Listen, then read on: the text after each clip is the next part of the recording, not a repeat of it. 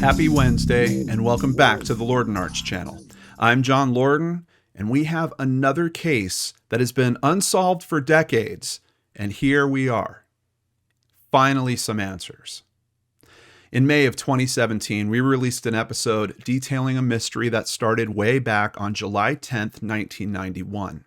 In room 121 of the Whitehall Motel in El Dorado, Arkansas, the body of a woman was found. She had lived a hard life, traveling to various states, working as an exotic dancer and possibly also as a prostitute.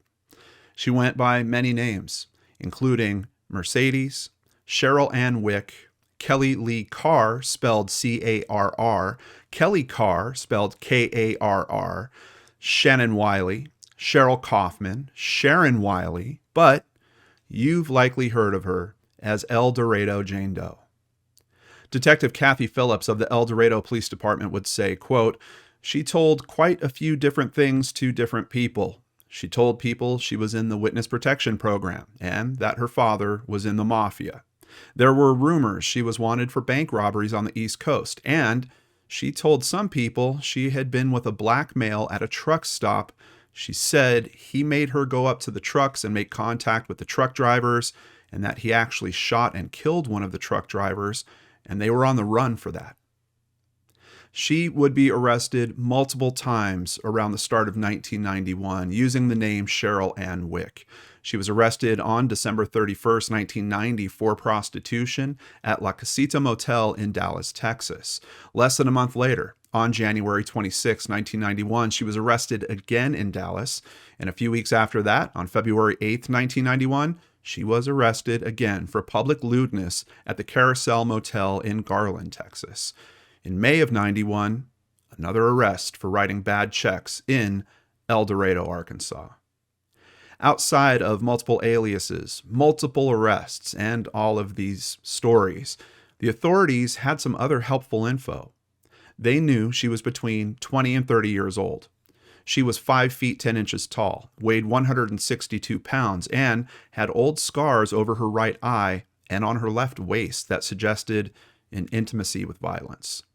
Yet, despite police having all that info and more, including photographs, fingerprints, DNA, and her murderer behind bars, they haven't been able to give Mercedes her name back. Until now. Her boyfriend and alleged pimp, James McAlphin, would be convicted of her murder in large part due to an eyewitness and would keep taunting the media from behind bars as they tried to figure her identity out. He once told the Huffington Post that, quote, "The identity is not a mystery to me, but if you solve this cold case, you'll find that you are also solving a couple more cold cases."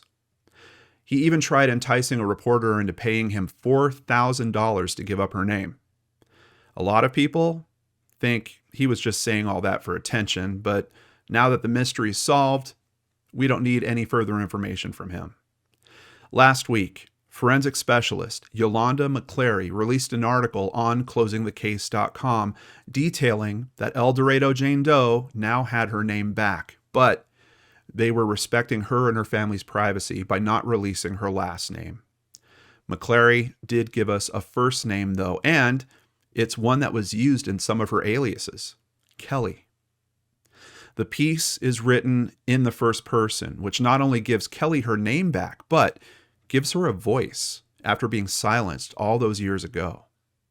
It details a tough childhood, dealing with her parents' divorce at a very young age and a stepfather who was very abusive to Kelly and her family. Her mother would leave that man and marry another that ended his own life when Kelly was only 11 years old. Her mother would collect life insurance on that husband and left Kelly and her sister with an aunt for a year and a half. When Kelly was a sophomore in high school, her mother came back around and invited the girls to live with her in Virginia Beach. Kelly went, while her sister stayed behind. Things destabilized quickly. Kelly dropped out of high school, and in one instance, her mother even stole from her. Her mother was dealing with a cocaine addiction and literally on the verge of putting the family on the streets. This addiction would be transferred to Kelly directly by her mother when she introduced her to the drug. By the age of 18, Kelly was coming out of rehab and trying to reset her life in Texas. She had already been working as a dancer, but moved in with an aunt that lived there. In the next few years, she would also live in Florida, Little Rock, Arkansas, Norfolk, Virginia, Dallas, and finally, El Dorado, Arkansas, where around the age of 23, her life was taken. Her mother would pass away in 2008, seemingly not interested in trying to find out what happened to her daughter. Kelly's family has been notified of the discovery, which seems like it came from considerable work using genetic genealogy. McClary, in Kelly's voice in the article, gives thanks to Captain Kathy Phillips from El Dorado Police, Yolanda McClary, Jean Greer, and Michael Leclerc for working on the DNA and genealogy information. Also thanking Sam Kostika for additional research and everyone who had spent time researching various sites and databanks. Finally, it reads, quote, "Thank you, everyone, for keeping my case alive.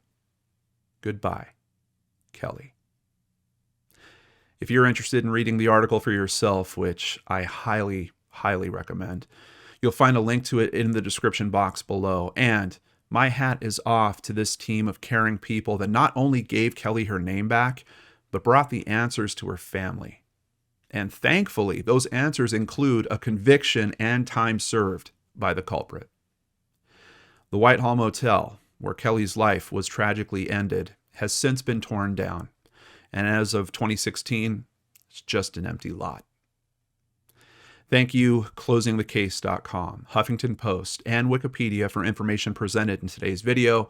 And I just wanted to say, these stories, these lives are worth never giving up on. It might take longer than we like, but it's never too late to bring the truth to light, and it's never too late to bring answers to a family. Please join me for a new episode of Searchlight on Friday, right here on the Lord and Arch channel.